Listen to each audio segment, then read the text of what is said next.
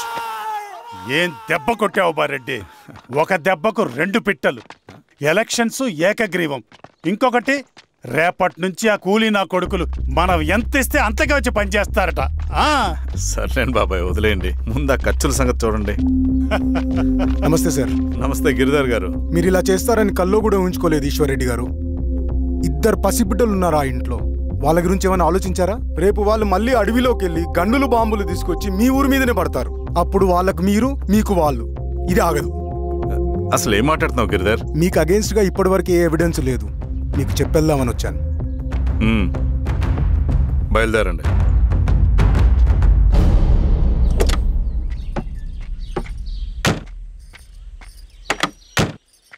రవి,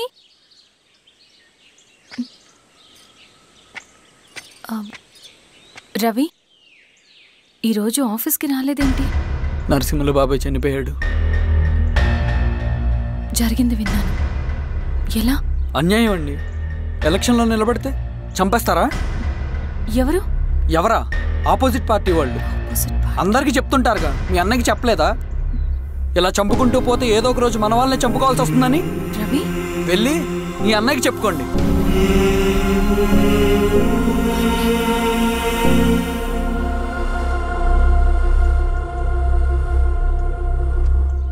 అన్నయ్య,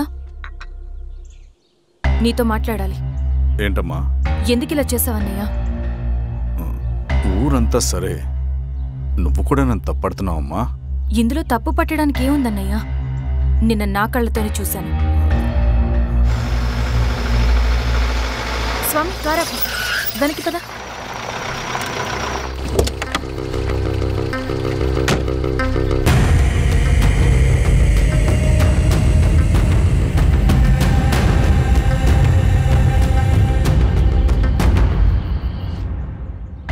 జీవితంలో కొన్ని సందర్భాలుంటాయి. మనం నిజం చెప్పిన అబద్ధం అయిపోయే సందర్భాలు. ఆ వచ్చిన వాళ్ళు ఎవరు ఏంటి అన్నది నీకిప్పుడు చెప్పిన అర్థం కాదు.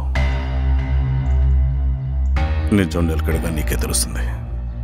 నువ్వే ఇదంతా చేసినట్టు తేలితే మాత్రం నిన్ను జీవితంలో క్షమించలేనన్నయ్య.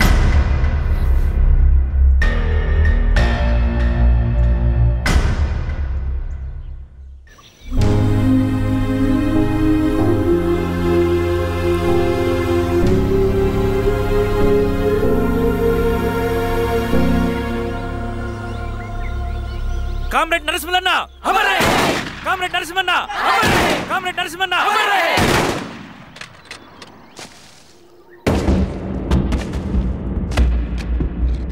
ఇలా జరుగుతుందని ఊహించలేదు. ఇవాళ నుండి వాళ్ళ కుటుంబ బాధ్యతలన్నీ మన విప్లవ సంఘమే చూసుకుంటుంది. రవి అన్నా, ఇది వెళ్ళి వాళ్ళ కుటుంబానికి అందివు. సరే అన్నా. ఈ రోజు నుంచి ప్రతి నెల మన తరఫున సహాయం అందుతుందని చెప్పు. అలాగే నేను చెప్పానని చెప్పు. అన్నా, ఊరంతా భయం గుప్పెట్లో ఉందన్నా. మరి మన నరసింహులన్న ప్రాణత్యాగానికి అర్థమేంటి కామ్రేడ్? భయపడటం వల్ల పనులు జరుగుతాయని వాళ్ళు నమ్మితే వాళ్ళకంటే ఎక్కువ భయపడగలుగుతానని వాడికి తెలియాలి. లాల్ సలాం కామ్రేడ్! లాల్ సలాం కామ్రేడ్! లాల్ సలాం కామ్రేడ్! లాల్ సలాం కామ్రేడ్! లాల్ సలాం కామ్రేడ్! లాల్ సలాం కామ్రేడ్!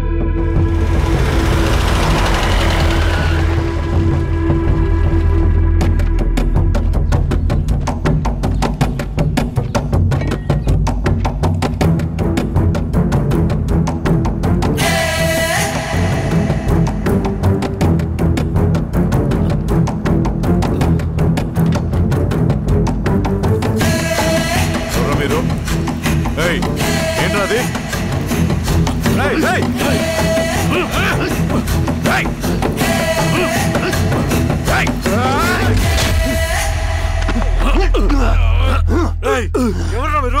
ఏం కావాలి?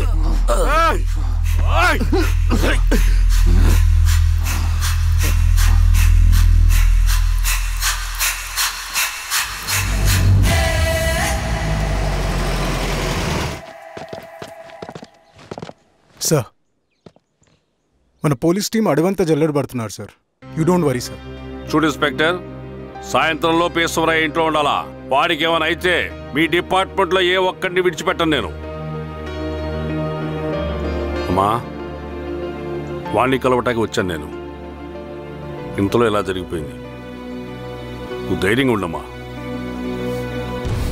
సార్, ఈ కంప్లైంట్ మేడం సైన్. ఇదిగో దీని మీద సంతకం పెట్టమ్మా.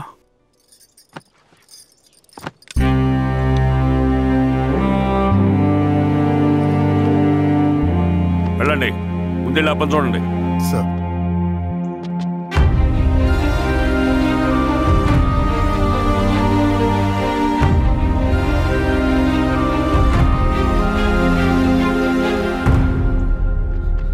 అయ్యా అయ్యా అయ్యా, మన పొలంలో అయ్యా. ఏమైందిరా? ఈశ్వర్య శవం శవం శవం. చెన్నారెడ్డి,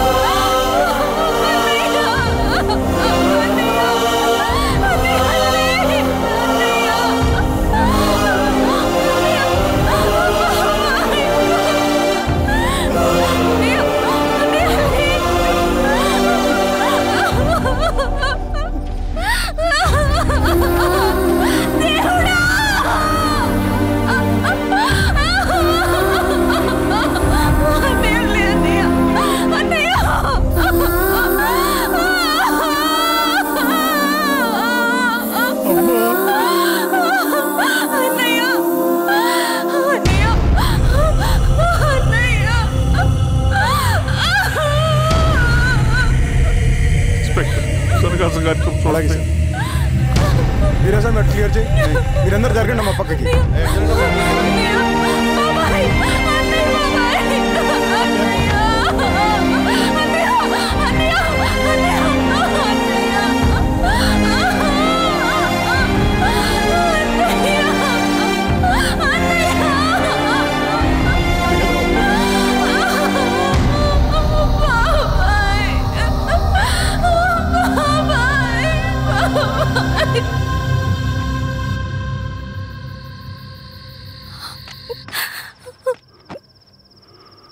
ఊరుకో అమ్మా, ఊరుకో.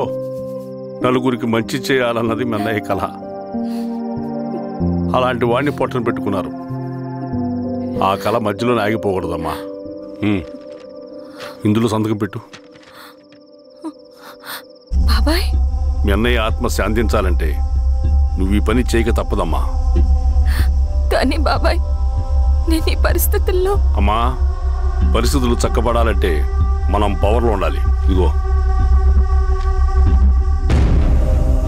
నువ్వు పెట్టిన ఒక్క సంతకం చాలామంది జీవితాలు మార్చింది. నువ్వు పెట్టబోయే ఈ సంతకం ప్రజాస్వామ్యాన్ని బతికిస్తుంది. పెట్టమ్మా.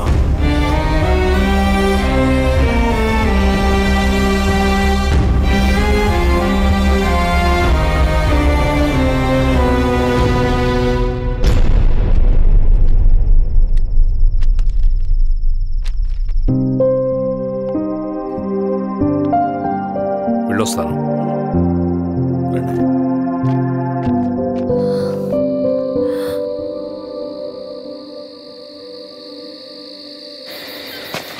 లాల్ సలాం కామ్రేడ్. లాల్ సలాం.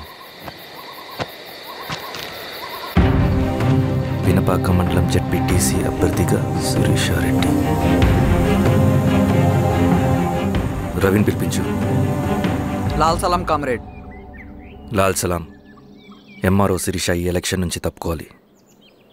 ఏం చేయమంటావు అన్నా? శిరీషాని ప్రజాకోర్టులో హాజరుపరచాలి.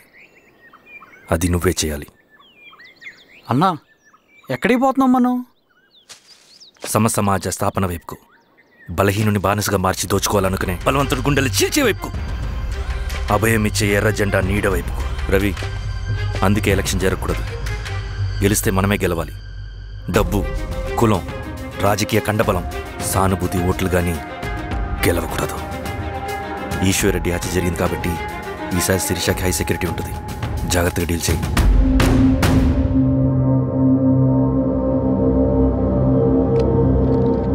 అక్కడ విప్లవ లక్ష్యాలకే తప్ప ఎమోషన్కి చోట్లేదు రవి. హత్యకి గురైన నరసింహులకు 2 పసిబిడ్డలున్నారు. అలాంటి ఎందరో పసిబిడ్డల భవిష్యత్తు కోసం మనం ఇచ్చేసినాం రవి. రవి, సెకండ్ వరల్డ్ వార్లో జర్మన్ సైన్యం స్టాలిన్ కొడుకుని బంధించింది. తమ జనరల్స్ని వదిలిపెడితే గాని నీ కొడుకును వదిలిపెట్టమని బేరం పెట్టింది. స్టాలిన్ ఏం చేశాడో తెలుసా? దేశం కోసం తన కొడుకుని వదిలేసుకున్నాడు. కానీ జనరల్స్ని వదిలిపెట్టలేదు. అది కమిట్మెంట్ అంటే. అదే కమిట్మెంట్ నీకు మన ఉద్యమం పట్ల ఉంటే వెళ్ళి శిరీషను తీసుకురా.